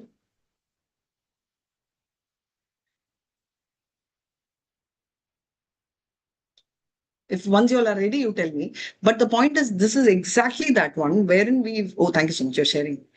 So that is exactly so much. So what they are talking about is, the point is there is genuinely an Imli tree. I think we saw this also. We most of us would have seen this in Vrindavan. It's called the Imli tree, the tamarind tree, and there is also a tree. I don't remember the name of that place. If someone knows it, you can tell where the Kalya Natanam happened, right? So Krishna jumped from one tree into the Kalya, which is typically about a mile away from the particular tree. That tree is also, sorry? Kadamba tree. Kadamba tree, thank you, Mataji. So Kadamba tree, but that area goes by a particular name. So that particular tree also goes, that is also over 5,000 years, because beyond that is Krishna has been there. There is one tree in Adayar called the Adayar Alamaram. I don't know, but I think, ma'am, anybody in Chennai, like beyond 500 years or something, it's exactly in a place called Adayar. Like that, there are many trees. I think there's one in Calcutta as well. So trees live so long and there's no value or meaning in the living of their life. You see, Shankaracharya lived only for 32 years, but then to even today, his Gopi Gita is so famous, right? Gopi Mahatmyam. So many verses, but specifically Gita Mahatmyam is so great. And now we are moving to Sri Krishna Chaitanya Mahaprabhu, who lived only 48 years. But these are people who have created a, what should I say, mark of not just spirituality, but there is a meaning in their life. Otherwise, they're living, even trees are living so long. What's a big deal, right? And if you're talking about mellow means, even initially, I didn't know, I learned the goldsmith or blacksmith, they blow, right? I think olden days also they blow.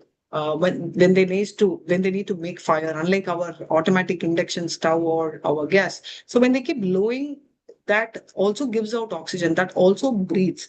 But can you compare that, right? So every animal also around works like this. So basically, I came across experience, right, which I would like to share. There was an experience of when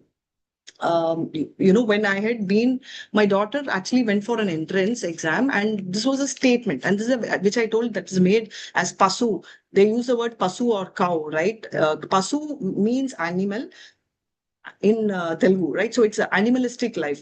Even in the materialistic world, they make these kind of comments. So a mother is supposed to show love and the father is supposed to give protection. If any of this does not happen, the statement they will tell is, if you've heard, right, they will tell, even an animal will take care. Have you all heard it?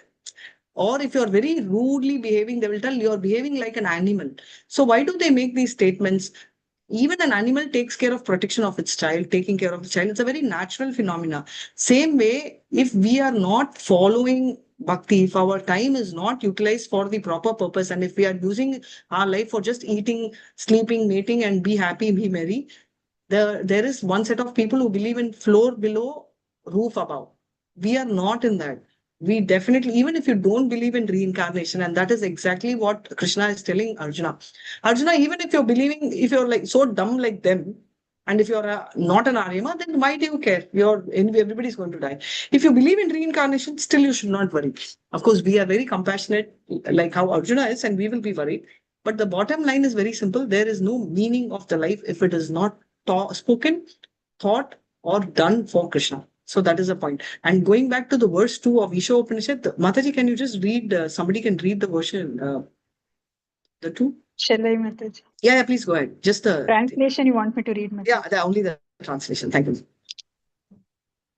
The translation: one may aspire to live for hundreds of years if he continuously goes on working in that way, for that sort of work will not bind him to the law of karma. There is no alternative to this way for man. Hare Krishna. Mataji. Hare Krishna, very nice, right? Very similar. That's why I said when I read this, because the content, if we read, and you all can please read that at home, but is exactly like this. We will remember only this. Oh, okay. exact replica of this four stuff will come. They will talk about Sri Krishna Chaitanya Mahaprabhu. They will talk about Sankaracharya. They will talk about the same comparisons also, same analysis also. That is why I said this is like a repeat verse. Hare Krishna. So let's move on to 2.3.19. Hare Krishna. And before we move on to that, do you remember, I think in our level 1 also, there used to be pictures, all those who did 18 days. There will be 4 animals which all the teachers would have compared. If we are not following Krishna's path, or if we don't hear pastimes of Krishna, whatever in that connection, we are like 4 types of animals. Can anyone remember those animals? Dogs, camels, donkeys, and what more? Pig, Yes. pig. Pig, Correct. yes, pig. Pig. Prabhupada has decently used the word hog instead of pig and asses instead of donkey, but the content does not change. Why do they compare with the dog? Can anyone tell me why dog? Dog is such a faithful animal, so why dog?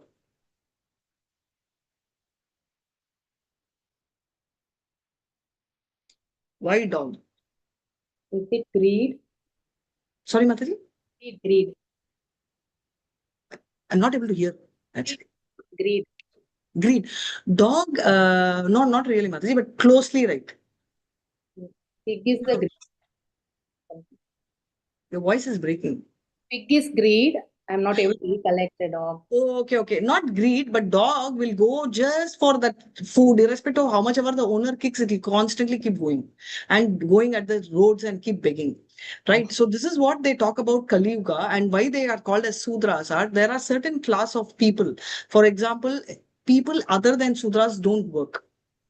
Whether it's a Brahmana or a Vaishya or a Kshatriya, he will not go and beg. Rather, they will not take salary. So any one of us who are taking salary and working, all of us are straight away classified as Sudra. So dog actually is compared to that, like a mentality of a Sudra, where he goes and depends on someone for the food. Out of love, out of incapability, I'm not getting into that. So dog is more compared from that. Okay, next story is dog over. Next is what? Pig, hog. Why hog?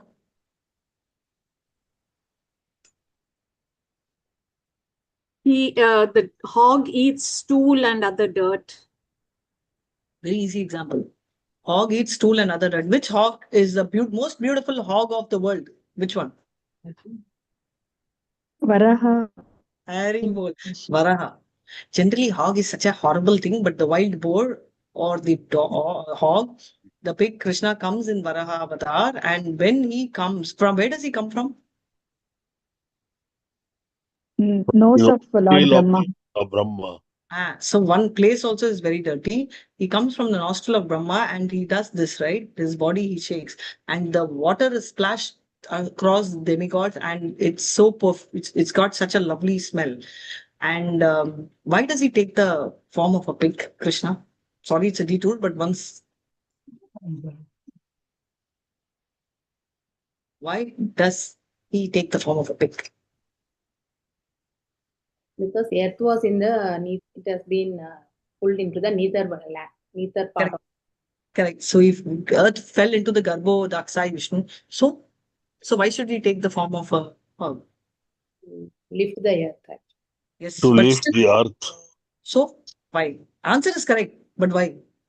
Can't he lift? Garbhodaka ocean is a filthy place, Mataji. Hari, So very in nice, filthy Hari. place, Garbho only Daksai. hog can. Yeah. Yes. So with this thing, and hogs go to the most dirtiest place. That is the reason one. Another reason is Krishna can take any form, which means that of all the 84 lakh species, irrespective of whichever form he is taken, he is great. Which also is an indirect message to us telling that Krishna, even as a hog, can be a Paramatma inside, and to treat all of that with the same power. So that is one thing which we should do. So this is second. Now, why camel? Keep Camel. picking the thorns and tasting his own blood. It will be chewing I think the blade. The thorns will be actually pricking his tongue, but still actually it will not find out the taste. So we also will be like working, and we think that we are doing a great thing, but ultimately we are doing the work which is getting bound here, and we'll be coming back again and again. So Excellent, all ma'am. things Yes, ma'am. Excellent. So basically, camel eats thorn. I did not know this. See, Bhagavad Gita alone, I'm not learning. A lot of geography also we were learning. 18 days, only then I realized the camel enjoys eating thorn because it pricks its tongue and it drinks its own blood and thinks, wow, it's so tasty. And just like that, a materialist, even in his unfair means, he starts earning money and gets himself derailed into these kind of wrong path. And last but not the least, our asses, the donkey. Why donkey? Excessive prayasa. Huh? Excessive endeavoring of the work. Just Excessive working and working. Yeah, excessive endeavor of the work. One reason, very nice. And any other reason? Absolutely. He works like a donkey. Use that word. No, he works like a donkey because for just that one food, he will work. It goes behind the female and gets kicked by the female, yet follows her. Haribol. Also very nice, Madhuri. Hare Krishna. He goes, the female ass, Mrs. Ass, kicks him. So this is the thing. And kicking is like by any means, like during daytime or during nighttime or during work time. Every time what happens is in terms of the demands, they keep kicking, right? In terms of buy me this, get food, take care of the house. Literally, they get kicked in all varieties. So that's yet another reason why they are compared. So these are the 4 animals where people are, that is the human actually are compared in 4 categories. Just like how we are talking about Artha, Jnani, right? So here there is 4 category of animals also he's comparing with. So let's read the 19th translation and purport.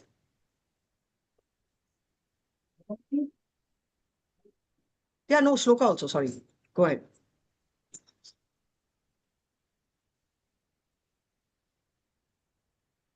Sorry, please. Go. Yeah, go ahead. You all don't have to ask me. Go ahead, please.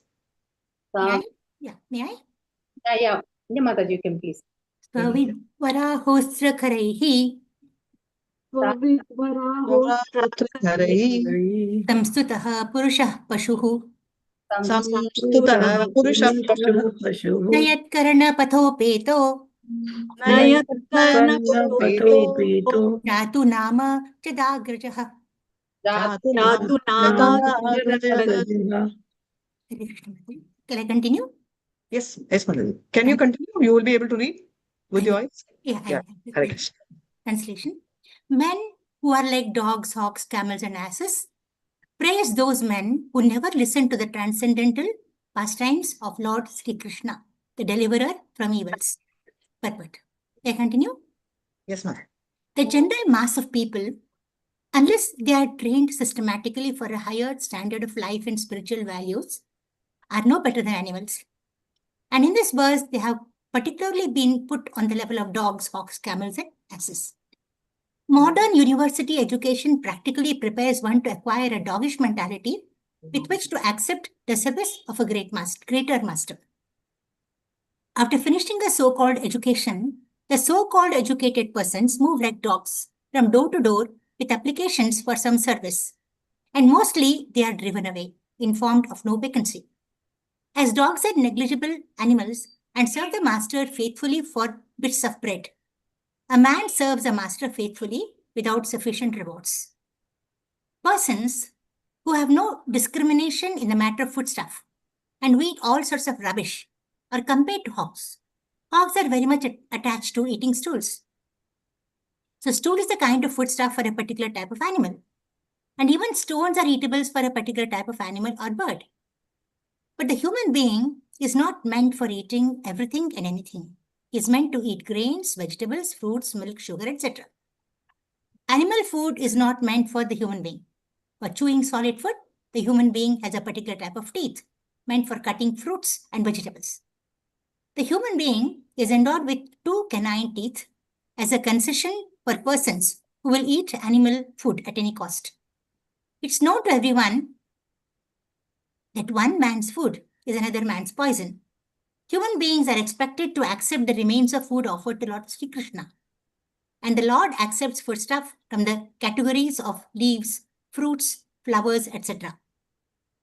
Patram Pushpam Phalam Toyam, as prescribed by the Vedic scriptures. No animal food is offered to the Lord. Therefore, a human being is meant to eat a particular type of food. You should not imitate the animals to derive so-called vitamin values. Therefore, a person who has no discrimination in regard to eating is compared to a hog. The camel is a kind of animal that takes pleasure in eating thorns. A person who wants to enjoy family life or the worldly life of so-called enjoyment is compared to the camel. Materialistic life is full of thorns, and so one should live only by the prescribed method of Vedic regulations, just to make the best use of a bad bargain.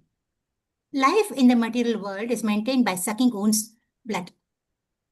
The central point of attraction for material enjoyment is sex life. To enjoy sex life is to suck one's own blood, and there is not much more to be explained in this connection. The camel who sucks its own blood while chewing thorny twigs. The camel also sucks its own blood while chewing thorny twigs. The thorns the camel eats cut the tongue of the camel, and so blood begins to flow within the camel's mouth. The thorns mixed with fresh blood create a taste for the foolish camel, and so enjoys the thorn eating business with false pleasure. Similarly, the great business magnates, industrialists, who work very hard to earn money by different ways and questionable means, eat the thorny results of their actions mixed with their own blood. Kindly, Mataji, there's a attendance here. Yeah. Therefore, Bhagavatam has situated these deceased fellows along with the camels. The ass is an animal who is celebrated as the greatest fool even amongst animals. The ass works very hard and carries burdens of maximum weight without making profit for itself. The ass is generally engaged by the washerman, whose social position is not very respectable. And the special qualification of the ass is that it is very much accustomed to being kicked by the opposite sex. When the ass begs for sexual intercourse, he is kicked by the fair sex, yet it still follows the female for such sexual pleasure. A henpecked man is compared, therefore, to the ass. The general mass of people work very hard, especially in the age of Kali. In this age, the human being is actually engaged in the work of an ass, carrying heavy burdens and driving thela and rickshaws. The so-called advancement of human civilization has engaged a human being in the work of an ass. The laborers in the great factories and workshops are also engaged in such burdensome work. And after working hard during the day, the poor laborer has to be again kicked by the fair sex, not only for its enjoyment, but also for so many household affairs. So Srimad Bhagavatam, categorizing of the common man without any categorization of the common man without any spiritual enlightenment into the society of dogs, hogs, camels, and asses is not at all an exaggeration. The leaders of such ignorant masses of people may feel very proud of being adored by such a number of dogs and hogs, but that is not very flattering. The Bhagavatam openly declares that although a person may be a great leader of such dogs and hogs disguised as men, if he has no taste for being enlightened in the science of Krishna, such a leader is also an animal and nothing more. He may be designated as a powerful, strong animal or a big animal, but in the estimation of Srimad Bhagavatam, he is never given a place in the category of men on account of his atheistic temperament. Or in other words, such godless leaders of dogs and hog-like men are bigger animals with the qualities of animals in greater proportion. Hare Krishna Mataji. Hare Krishna, very nicely read. So we already saw and we discussed about this. So we'll go ahead. So these four animals, we will fall in one of the categories if we are not listening or relishing Srimad Bhagavatam. Thankfully, I think we are not in this category, and probably we were in one of those categories, and we will get out of that. Let's go ahead and read the 20th verse. Hare Krishna.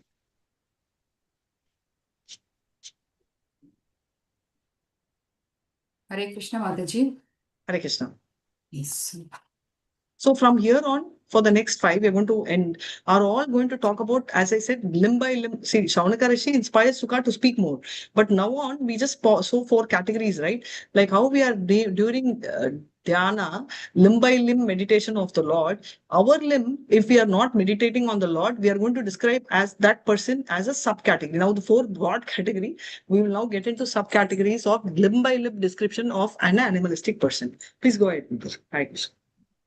विलेबतोरु क्रमविक्रमान्ये विलेबतोरु क्रमविक्रमान्ये न शृण्वतः कर्णपुटे नरस्य न शृण्वतः कर्णपुटेन तस्य भासति दार्दरीकेव सुत भासति दादुरिके वसूत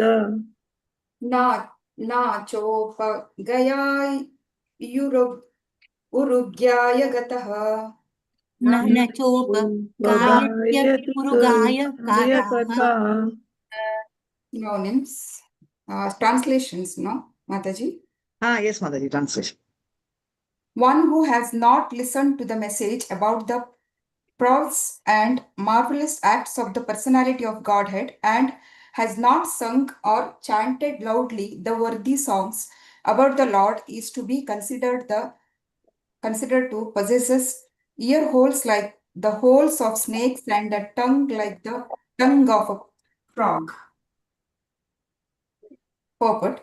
Devotional service to the Lord is rendered by all limbs or parts of the body. It is the transcendental dynamic force of the spirit soul. Therefore, a devotee is engaged 100% in the service of the Lord. One can engage in devotional service when the senses of the body are purified in relation with the Lord, and one can render service to the Lord with the help of all the senses. As such, the senses and the action of the senses are to be considered impure or materialistic as long as they are employed only in sense gratification.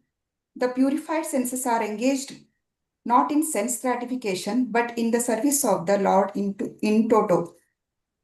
The Lord is the supreme with all senses, and the servitor, who is part and parcel of the Lord and also has the same senses. Service to the Lord is the completely purified use of the senses as described in the Bhagavad Gita. The Lord imparted instructions with full senses and Arjuna received them with full senses, and thus there was a perfect exchange of sensible and logical understanding between the master and the disciple. Spiritual understanding is nothing like an electrical charge from the master to the disciple, as foolishly claimed by some propaganda mongers. Everything is full of sense and logic, and the exchange of views between the master and the disciple is possible only when the reception is submissive and real. In the Chaitanya Charitamrita, it is said that one should receive the teaching of Lord Chaitanya with intellect and full senses so that one can logically understand the great mission. In the impure state of a living being, the various senses are fully engaged in mundane affairs. If the ear is not engaged in the service of the Lord by hearing about him from Bhagavad Gita or Srimad Bhagavatam, certainly the holes of the ear will be filled with some rubbish. Therefore, the message of Bhagavad Gita and Srimad Bhagavatam should be preached all over the world very loudly. That is the duty of the pure devotees who has actually heard about them from the perfect sources. Many want to speak something to others, but because they are not trained to speak on the subject matter of Vedic wisdom, they are all speaking nonsense and people are receiving them with no sense. There are hundreds and thousands of sources of distributing mundane news of the world, and people of the world are also receiving it. Similarly, the people of the world should be taught to hear the transcendental topics of the Lord, and the devotees of the Lord must speak loudly so that they can hear. The frogs loudly croak, with the result that they invite the snakes to eat them. The human tongue is especially given for chanting the Vedic hymns and not for the croaking of like frogs. The word asati used in this verse is also significant. Asati means a woman who has become a prostitute. A prostitute has no reputation for good womanly qualities. Similarly, the tongue, which is given to the human being for chanting the Vedic hymns, will be considered a prostitute when engaged in chanting some mundane nonsense. Hare Krishna. Thank you. Hare Krishna. Very nicely read. Thank you so much, Mataji. Hare Krishna. So basically, devotional service we need to do with all our limbs. So give me example of someone who used all his limbs for devotional service. Normally, this person's example comes up every time. Ambarish Maharaj. Ambarish Maharaj. Very nice. So that's exactly what this talks about. So what he's telling is, if the limbs are not used for the Lord, right, it's absolutely useless, right? And the first thing they are talking about is that of anything which you do, right? And the ears, Shravanam is the most important thing. And if you can't hear, or if you don't hear, what happens? All these senses have to be fully engaged, whoever it is. So if you don't hear, you will use it for, like a snake's ear. One is it's useless. Second thing is you'll end up hearing all the wrong things. And I can give you a classic example of tooth situation. One is COVID. Another was floods. So when we were having floods in Chennai, in South, we all assembled together. All of my uncle and all I brought to my house. Because my house then was in first floor and anything in ground floor was considered dangerous. My dad, all of us, we moved in. But one thing we made a mistake is, though we were all inside the house, we were constantly watching the TV. So when we were watching the TV, the news comes, and I think that applies to all of us during COVID times in common. We will be hearing so many people died. Imagine the kind of our heartbeats going up and down. Yes or no? What is this? Uncertainty. Because you're giving constant Shravanam and the senses also, eyes and more, at least with audio, you're engaging with so much of bad news. I'm not telling it's wrong to hear bad news, but then keep on constantly, if you keep hearing to these newses, you'll end up in completely your mind getting switched to that. Whereas, luckily, I use the word, though it is unfortunate for many to lose their lives during COVID, but for some of us who actually got engaged in Krishna Katha, we were actually calmer. Though we were also equally arrogant at the time, thinking COVID won't come. And I was one such category where, like how Yaksha Prakshana is a very beautiful question to Yudhishthira, where when Yaksha talks to Yudhishthira, he asks, what is the very most wondering thing is that the whole world is going to die. Your grandfather died, your father died. Your children will also die and so will you, but you still feel that it will never come to you. I was one such fool whom I thought that COVID has come to the entire world, but maybe it will not come to me. This kind of a feeling in that time with this tension, we were relatively relaxed also because of the fact that Bhagavad Gita came to us. And why I'm telling Bhagavad Gita came to us? Because we never went there. We were sitting in the house and listening online, and Krishna, some Sukriti, some Bhagavata, some seva we would have done that thankfully, we were blessed to hear. And that's one, I think most of us are in this batch are that, I would say, like how I think my daughter is called the COVID batch of engineering. Like that, I would say we are the COVID batch of Bakthi Vaibhav. Most of us, yes or no? Aren't we, most of us during COVID times who came in here? Yes. Yes, Mataji. Yeah. So, so this is the COVID batch, though I would like to not use that name, but I'm just saying. So like that, it came. And Prabhupada also was talking about one more devotee, and I don't know who it is. During that time said that I am passing on my power and I fainted because all my power is gone. Forget about spiritual education. Is there any situation where a teacher takes a class and tells, oh, I taught max, I taught today algebra, and tomorrow I won't remember because I've passed it on to my student? Has that ever happened? Any of the teachers? Never. Exactly. For a teacher also, what they say, you keep teaching, your memory becomes stronger. Same way when you keep doing Shravanam, when you do Kirtanam means even talking about the Lord is Kirtan. And obviously you just go one notch up. There is no way you can get down, which is what Krishna also say. Yaidam paramam guhyam mad bhakte abhidashyasi bhaktim mayi paya kitva parakitva em vaishyasi asamshaya. Without a doubt, trust me that if you preach, you'll be very dear to me. So this is what Krishna is giving guarantee. Now the second example which you are talking about is a crow, which is a frog. There is a proverb in Tamil also, Nulallai tan vayal kedum, which means it gets spoiled, or rather it finds its own death by its own tongue, right? Because it keeps quacking, and that's how exactly a snake captures it. And the next example is Sati means chaste lady. A sati means a prostitute, and someone who does not use it for Vedic chimes, why they consider as prostitute is because what will we speak?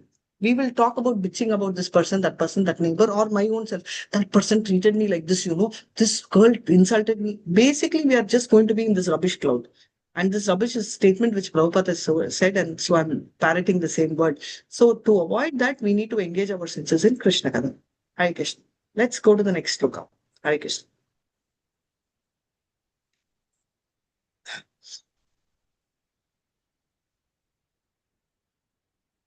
Vara Parampata Kiritajushtam. May I take Mataji? Hare Krishna. Dasarangini Mataji, can I take? Hare Krishna, yeah, Mataji, yeah, of course, Lalita Mataji, I've please been go ahead. raising hand. I thought you may call my name. Hare No, Krishna. I don't call names, free world. So go ahead, Mataji, Hare Krishna. Thank you so much. Om Namo Bhagavate Vasudevaya. Bhara Param Patta Kirita Jushtam. Bhara Parampatta Patta Kirita Jushtam. Mapyuttamanga Namen Mukundam. Api Tamam Nanamedna Mukundam. Chavau Karo no Kurute Saparyam. Karuna Kurute Saparyam. Hare Lasat Kanchana Kanchanova. Hare Lasat Kanchana Kankano.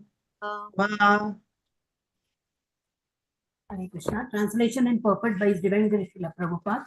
Srila Prabhupada ki jai. The upper portion of the body, though crowned with a silk turban, is only a heavy burden if not bowed down before the personality of Godhead, who can award mukti, that is freedom.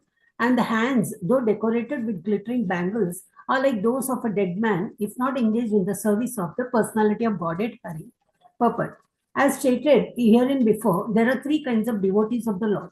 The first class devotee does not at all see anyone who is not in the service of the Lord. But the second class devotee makes distinctions between the devotees and non-devotees.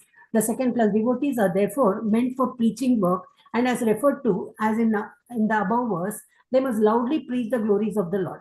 The second class devotee accepts disciples from the section of third class devotees or non-devotees. Sometimes the first class devotee also comes down to the category of the second class devotee for preaching work. But the common man who is expected to become at least a third class devotee is advised herein to visit the temple of the Lord and bow down before the deity, even though he may be a very rich man or even a king with a silk turban or crown.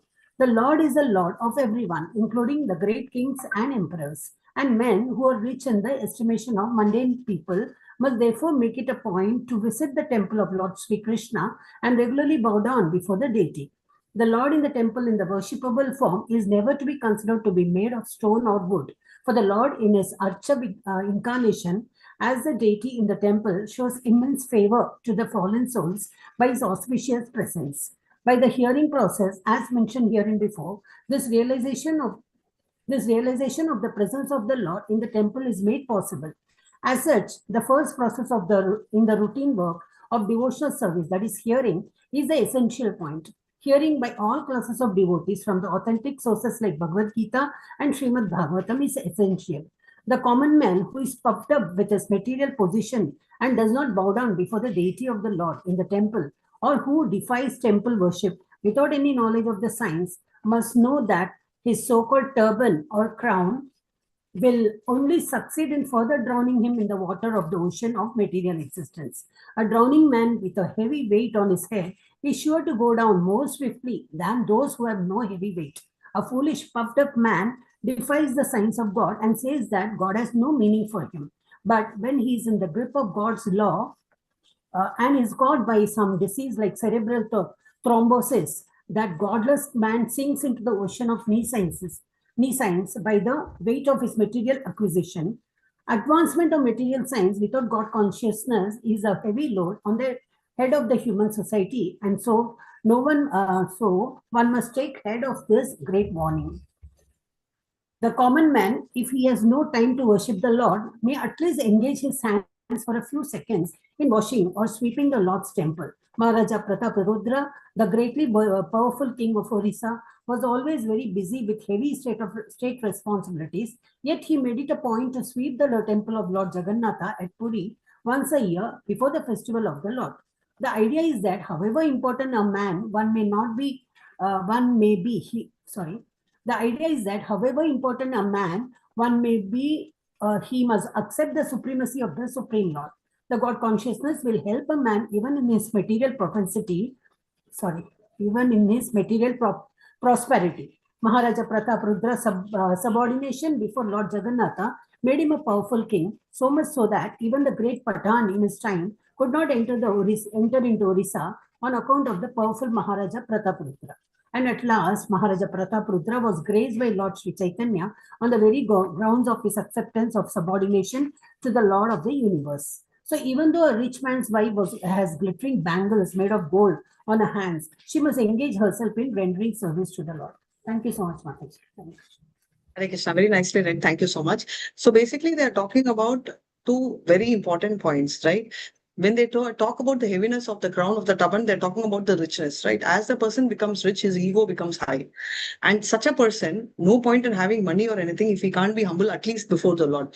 Pratap Rudra got impressed by, no, forget about Pratap Rudra getting impressed with Sri Krishna Chaitanya, trying a lot to meet him. Reverse never happened for him. He tried so many times to meet Sri Krishna Chaitanya Mahaprabhu.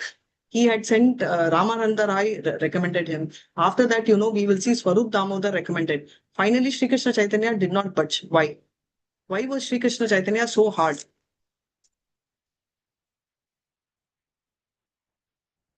Why did he refuse to meet Pratap Rudra? Because of opulence. Because he was a king. Yes, because of his opulence, because he was a king. And a sannyasi is not supposed to meet a woman or a king, right? And obviously, Sri Krishna Chaitanya was a devotee and a sannyasi form, and not the Lord himself. And therefore, he had to play by the role, right? So he was playing by the role. And now, as a mercy, he indirectly showered it to him in two ways. One is he gave his upper cloth, it was sent to him. And also, he paid way for his son to meet him. Can you tell me who arranged this? One more devotee arranged it. Because we also saw, sorry? Sarvabhauma Bhattacharya. Sarvabhauma Bhattacharya tried, but he could not succeed. So his cloth to be sent, that kind of a right, unfortunately, he tried, but that also Sri Krishna Chaitanya finally told no. I'll run away. Organizing was done by Sarvabhauma Bhattacharya. He got the whole thing done. Like the process was done, but the permission was taken by his clothes were sent. His clothes were sent to Pratap Rudra because the clothes represent that.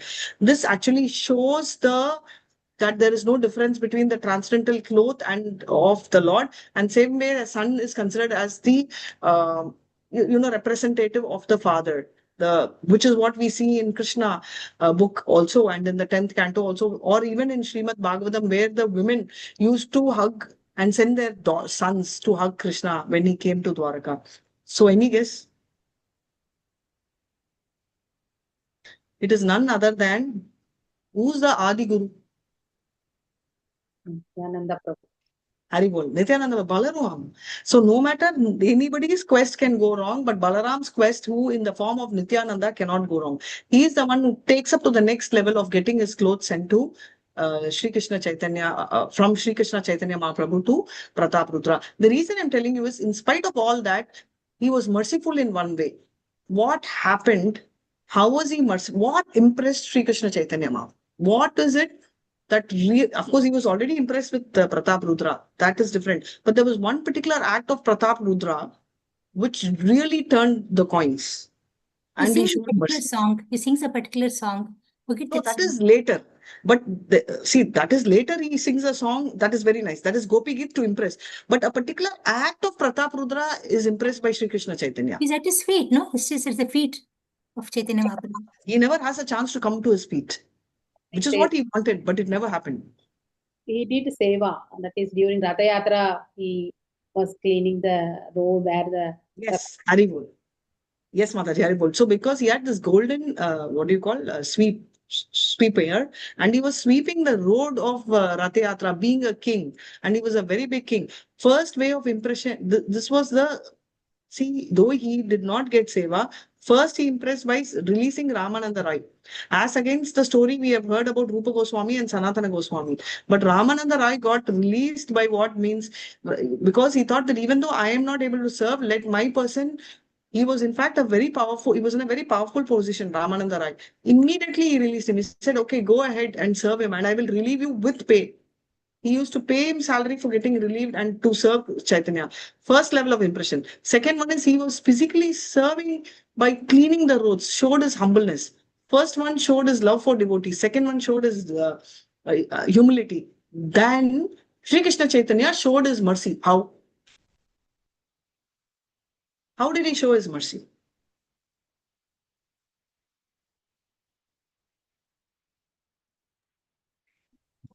There is a particular past how he shows his mercy.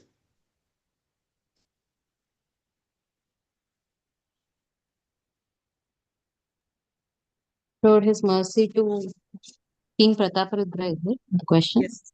Yes. Yeah. Sri Krishna Chaitanya shows his mercy in some way exclusively to few, which includes Prataparudra. How? And what mercy did he show?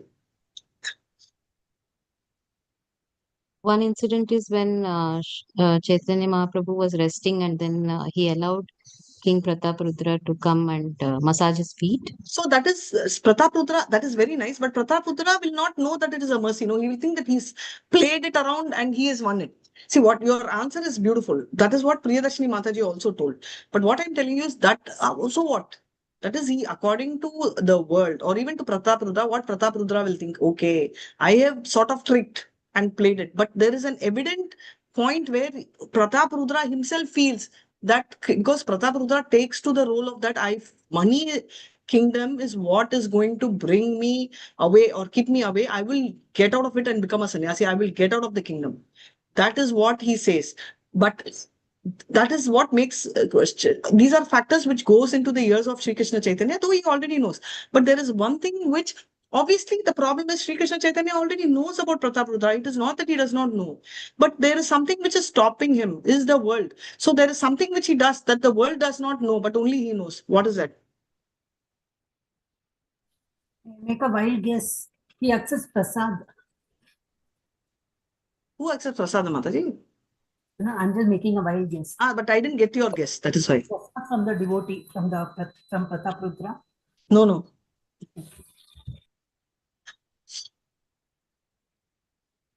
So the point is, if he accepts prasadam, again it is public. Exclusivity. Exclusively, this Ratha Yatra is happening, right? The Ratha Yatra, 7 rounds, that is 7 circles were formed. And I'm going back to our Mangaluru Ratha Yatra. So there were 7 groups which were formed. One group will be headed by someone and there will be a dancer and a singer.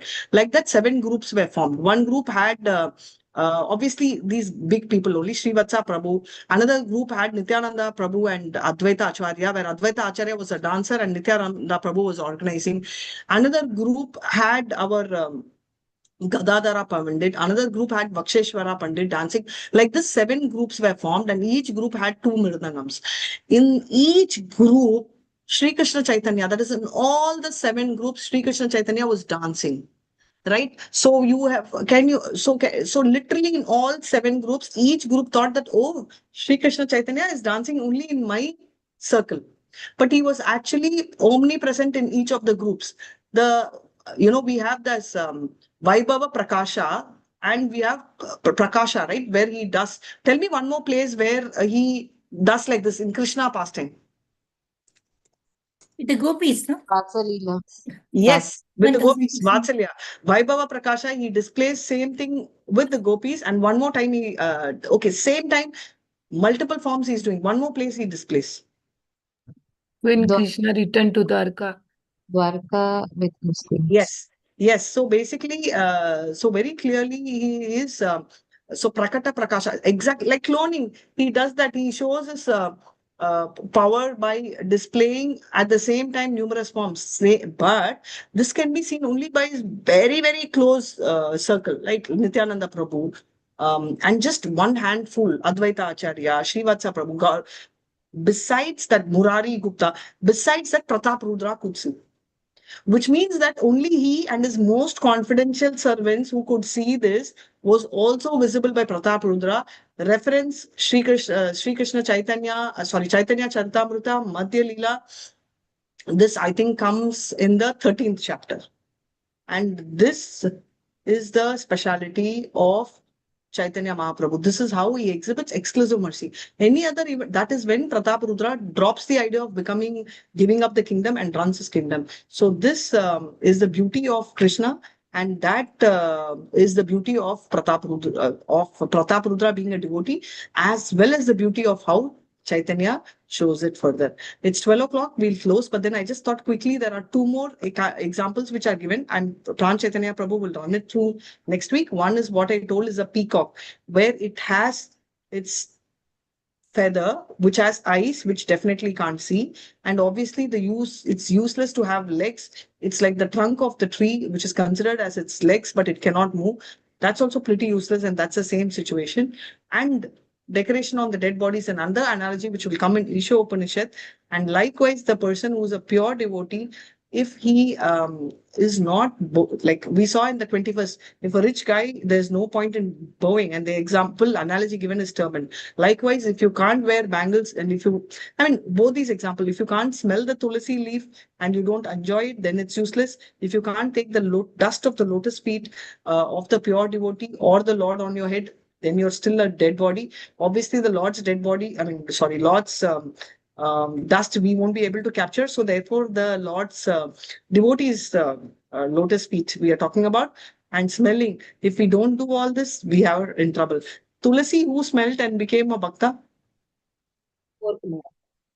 Yes. Four Kumaras, Sanat Kumaras. And what is a classic example of taking the dust of the devotee on the head? Gopis.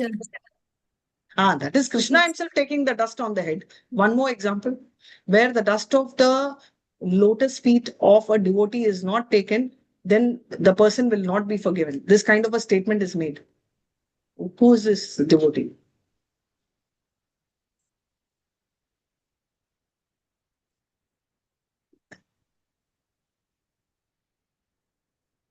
Durvasa Muni. Durvasa Muni to be forgiven. That is okay. Let me give you one more clue. That is also an example. Durvasa Muni to seek forgiveness. This is also seek forgiveness. Very nice example. One is Durvasa Muni. One more in Sri Krishna Chaitanya Charitamrita, it will come.